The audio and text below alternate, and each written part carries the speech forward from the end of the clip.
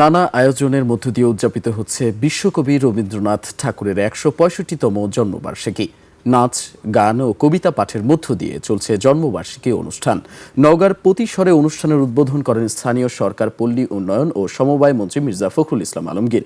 সিরাজগঞ্জের রবীন্দ্রনাথ কাচারিবাড়ি প্রাঙ্গণে ৩ দিনব্যাপী রবীন্দ্র জন্ম জয়ন্তী উৎসবের উদ্বোধন করেছেন বিদ্যুৎ জ্বালানি খনিজ সম্পদ মন্ত্রী ইকবাল হাসান মাহমুদ টুকু। প্রতিনিধিদের তথ্য ও ছবিতে আরও জানাচ্ছেন মাসুম আলিসা। বর্ণাঢ্য আয়োজনে কবির স্মৃতি বিজড়িত নওগাঁর পতিস্বর কাচারিবাড়িতে বিশ্বকবি রবীন্দ্রনাথ ঠাকুরের জন্মবার্ষিকী উৎসব পালিত হচ্ছে। রবীন্দ্রপ্রেমীদের পদচারণায় মুখরিত কাছারিবাড়ির প্রাঙ্গণ। নাচ, গান ও কবিতা পাঠের মধ্য দিয়ে চলছে জন্মবার্ষিকীর অনুষ্ঠান।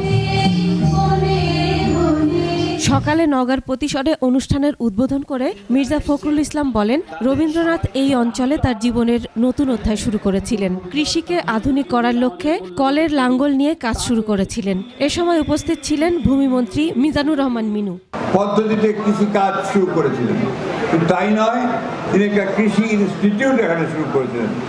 এটা তার জীবনের সঙ্গে, তার কাজের সঙ্গে, তার কবিতার সঙ্গে একটু বাইরের ব্যাপার ছিল। রবীন্দ্রনাথ হচ্ছে বিশ্ব মানবতার কবি এবং তার কবিতার মধ্য দিয়ে আমরা আমাদের জীবনকে সেভাবে ধীরে সাজাতে পারি। দুপুরে সিরাজগঞ্জের শাহজাদপুরে রবীন্দ্র কাচারিবাড়ি প্রাঙ্গণে 3 দিনব্যাপী উৎসবের উদ্বোধন করেন বিদ্যুৎ জ্বালানি ও খনিজ সম্পদ মন্ত্রী ইকবাল হাসান মাহমুদ টুকু। এ সময় তিনি বলেন, রবীন্দ্রনাথের মানবতা ও অসাম্প্রদায়িক চেতনা আজও প্রাসঙ্গিক।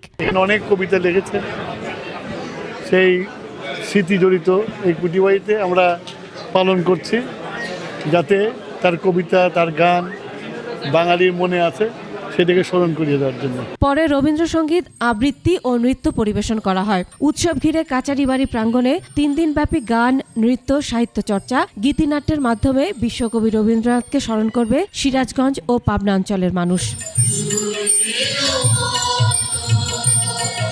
কুষ্টিয়ার শিলাইদহের কুঠিবাড়িতে শুরু হয়েছে 3 দিনব্যাপী রবীন্দ্র জন্ম জয়ন্তীর উৎসব। সকাল থেকে রবীন্দ্রপ্রেমীদের পদচারণায় মুখর কুঠিবাড়ি প্রাঙ্গণ। কুষ্টিয়ায় জাতীয় পর্যায়ে জন্মবার্ষিকীর অনুষ্ঠান উদ্বোধন করেন সংস্কৃতি মন্ত্রী Nitai Roychowdhury.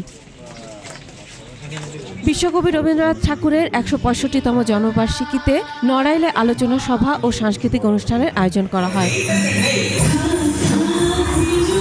Masum আলিসা, desk report, ২১ television.